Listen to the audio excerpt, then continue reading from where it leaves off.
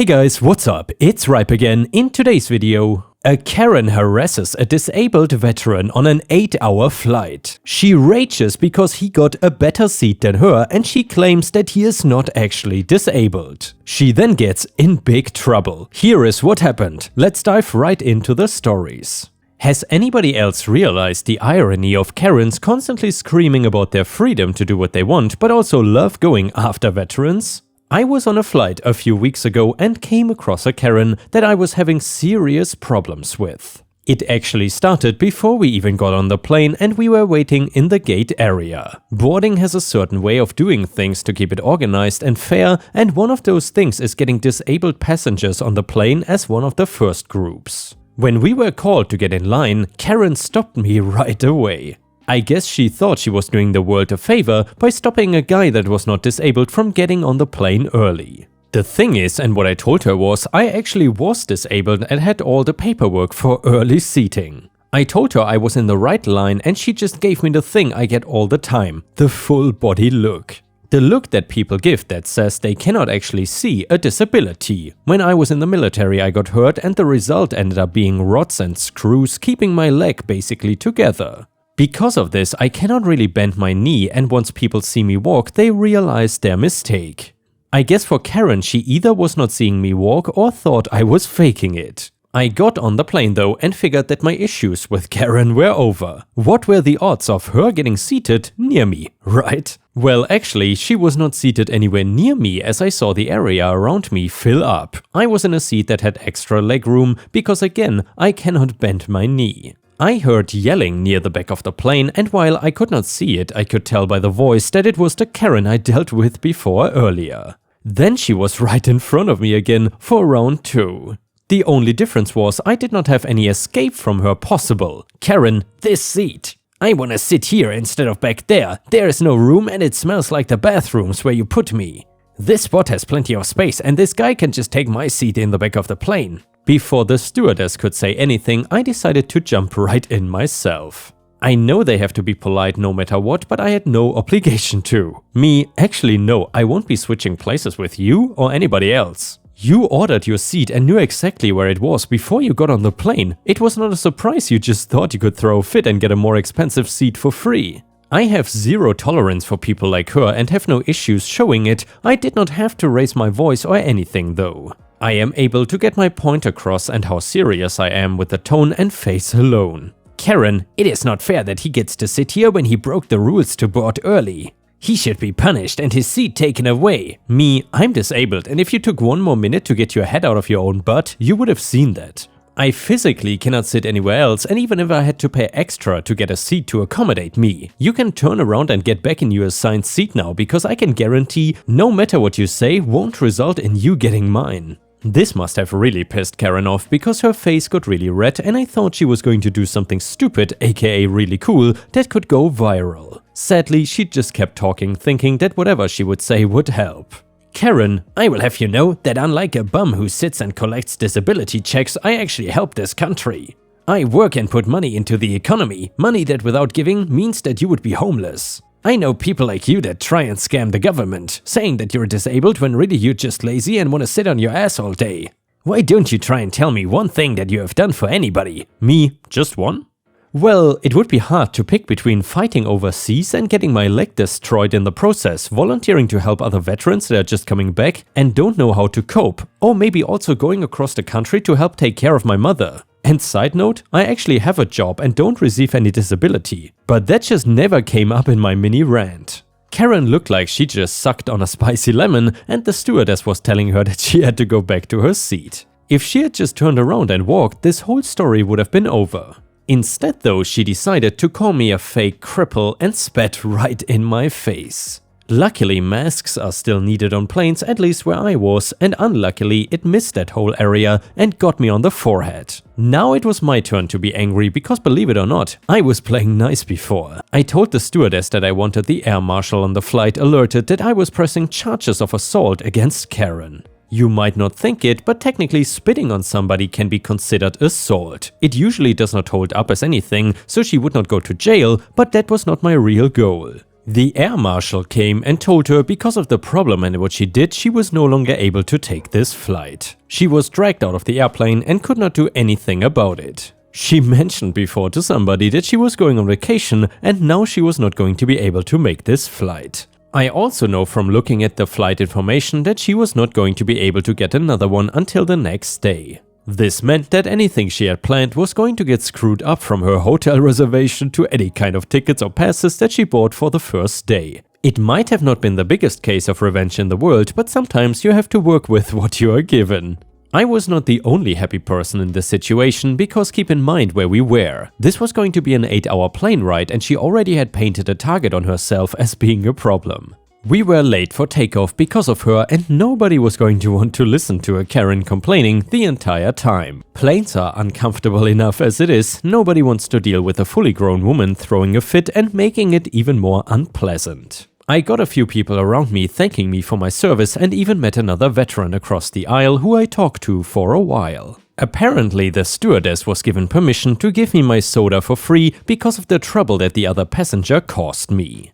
You can imagine that a trip like this, having my disability, is never pleasant. I'm glad that at least after the whole situation was dealt with, some people made it a little less horrible. Cheers to everybody else on that flight, and to Karen, all I can say is, you're lucky that I physically cannot put my boot up your bum. And yeah, Ripe Stars, I'm curious, have you ever had to deal with annoying people on an airplane? Recently in Europe I was on a super cheap flight and there was a kid that constantly kicked my seat. His parents were like right behind me and I told them like, what the hell is going on here, can you control your kid or something? But apparently they did not speak English and did not really care about what was going on. Very nice experience. Anyway, let's continue. The next one is titled, The First Job Can Be the Worst. I got my first job working weekends at my local branded corner shop. It was a minute's walk from home and pretty easy evening shifts on Saturday and Sunday, plus I would pick up any extra shifts from other staff whenever they asked due to holidays and sickness for a little bit of extra money. Apart from my job interview, I never saw the manager, let's call her Felicity because why not, on site except when she came in as a customer. Not a big deal, since Felicity paid into my bank account accurately for the hours I worked and all my shift changes were dealt with by the assistant manager who I got along with very well. It is also worth noting that I'm not a confrontational person in the slightest, or at least I was not back then, but F Felicity, not in that way though. About 6 months of smooth sailing later, the assistant manager has left to run a new store of the same brand and a new one is brought on board straight away. Spoiler alert, we will call him Gary, and Carrie is a douche canoe. And by the way guys, that's one of my favorite words. Right next to douche nozzle. But anyway, the first weekend he is with me, Saturday and Sunday evenings with zero issues work-wise, I show him what I typically do in regards to restocking and other basic menial work between serving customers. At the close of that first weekend on the Sunday, I sat with Gary in the office and mentioned about that whenever a shift change was last minute. I would go to the old Gary and the hours and wages would be sorted through them by the time payroll is completed. Immediately this becomes a problem for him as all shift changes must be approved by himself or the manager beforehand. I said that is fine, but sometimes I get a call very late at night or very early in the morning to cover someone sick for the open at 5 AM, so what should I do? His answer, that is their problem, they should not be sick.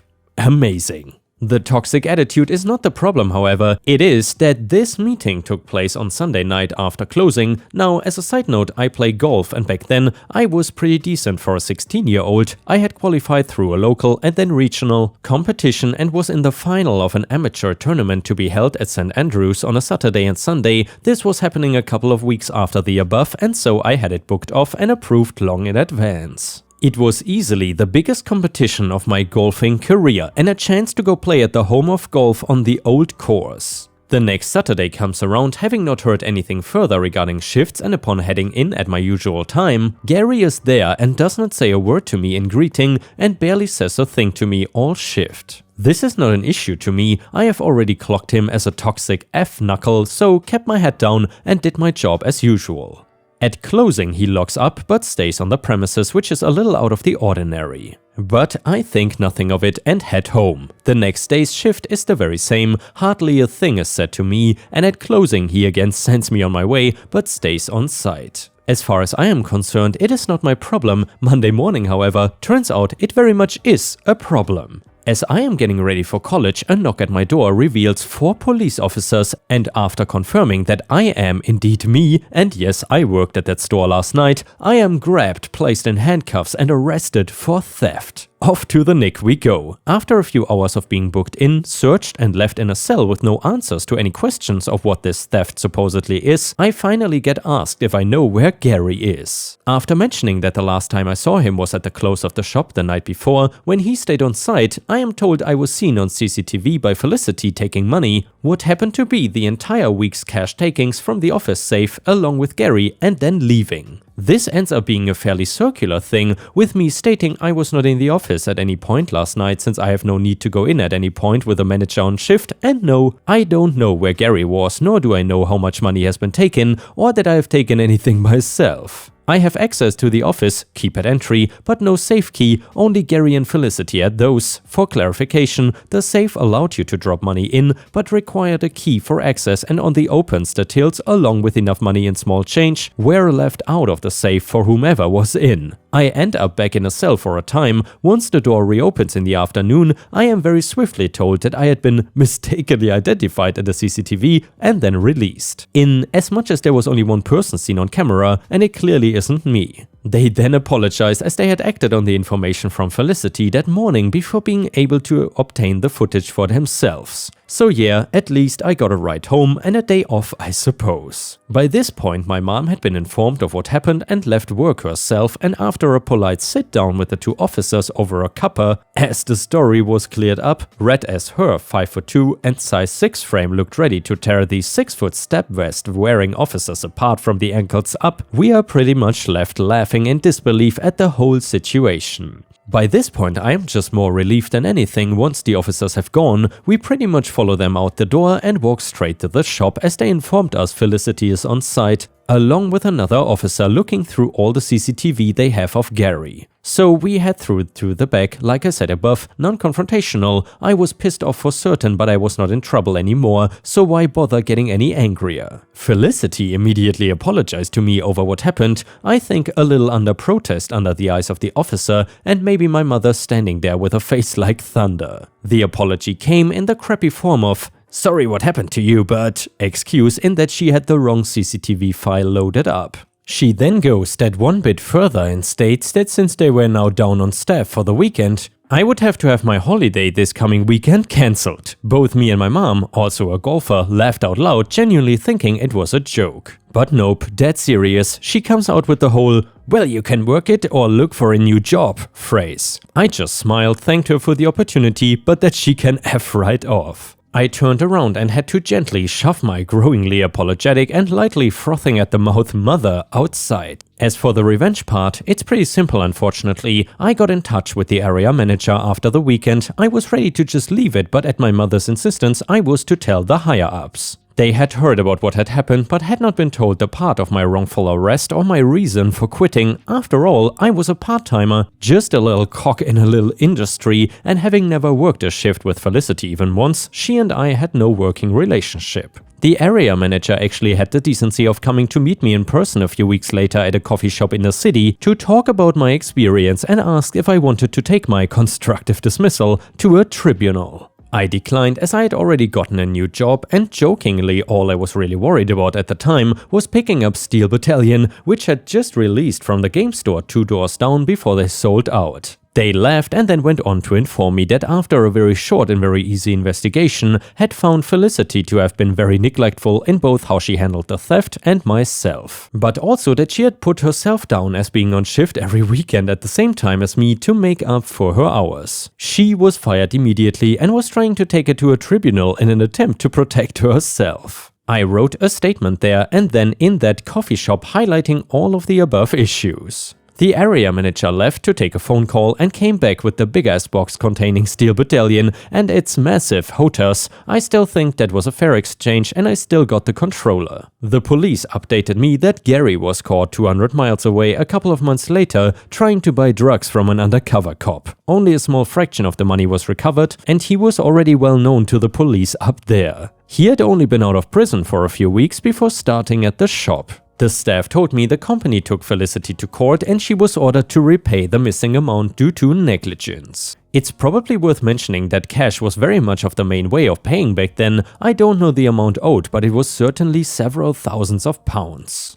The next one is titled, "Am I the a-hole for demanding payment for items ruined by a child I was supposed to supervise?" A few days ago, my neighbors, early 40s male and female, approached me and asked if I would be willing to watch their daughter, 11 or 12, called Ria, while they went to get vaccinated. I agreed. I made it clear to my neighbors that they would have to pick up her daughter before 1:30 p.m. As I had a court hearing, I could not miss the hearing under any circumstances. I'm a lawyer. They promised they would be back in time.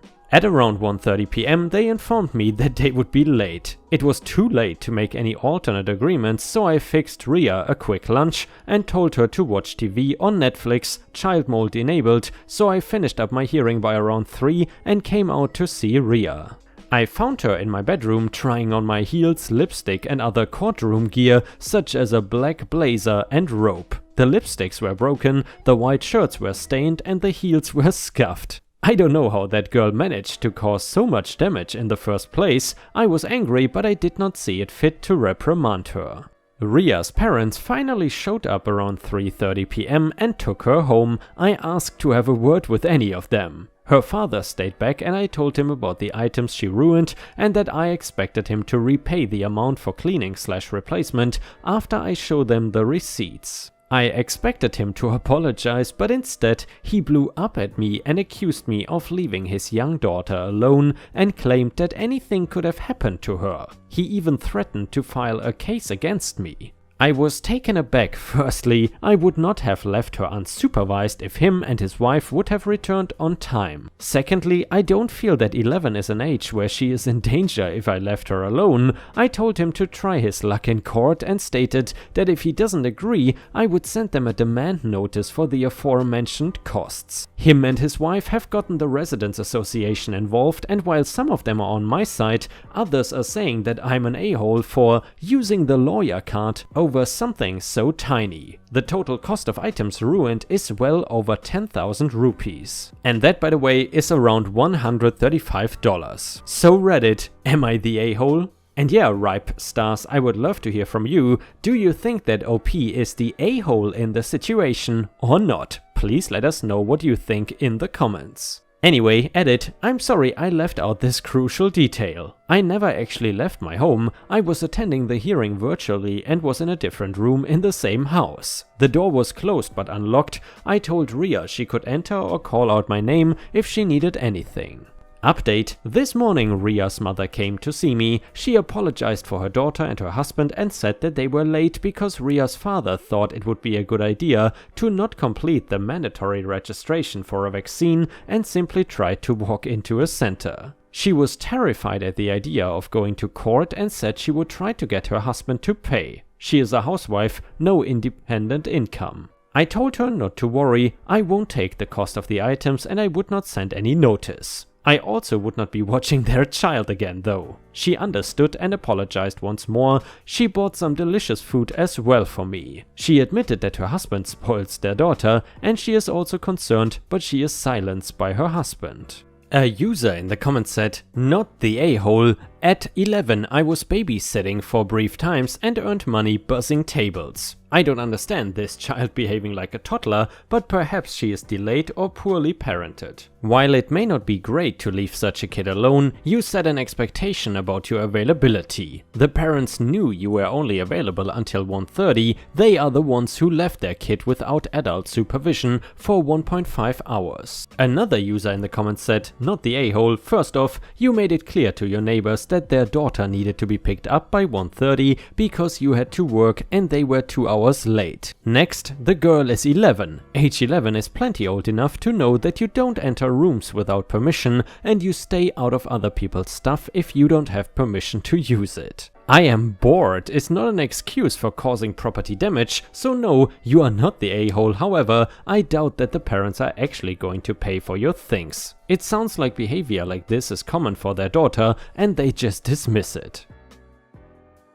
The next one is titled Neighbor Garden Issues. So this happened about 2 years ago and I'm on mobile. I should also mention that I am tatted up and have weird hair, and my neighbor is ultra religious and extra conservative. It's a beautiful fall day and I take the opportunity to do some gardening to get my plants ready for winter. I live in Zone 4B. For those who don't know about gardening zones, look it up, it's very interesting and informative. I realize my pruning shears are rusted shut because silly me left them out in the elements. So I go and grab a kitchen knife that I never use and start chopping away at my hostas. My neighbor, let's call her Mrs. Meanie, sees me working and decides to come and have a chat. She informs me that the knife I am using, a 12-inch thin kitchen knife, is very threatening and dangerous looking, and if I don't stop using it, she is going to call the police. I reassure her that I'm only using it to prune my plants. Miss Meanie decides that me chopping up that hosta leaves equal terroristic threats and goes on and calls the cops. They show up, I explain the situation, they laugh and tell me that maybe to ease the tension, I should probably get a new pruning tool.